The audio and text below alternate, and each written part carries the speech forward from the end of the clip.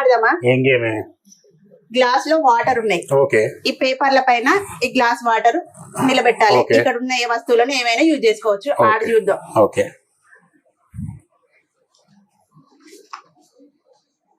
మీకు ఈ గేమ్ గురించి తెలిసినట్లయితే కామెంట్ చేయండి. మా ఛానల్ ని సబ్స్క్రైబ్ చేసుకోండి. అట్లా అందరికి తెలిసిందే. అది కూడా తెలుసు.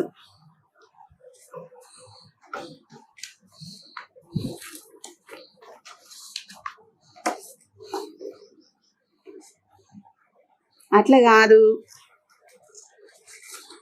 రాదంటే చెప్పొచ్చు కదా. అదేదో నువ్వే చేసి.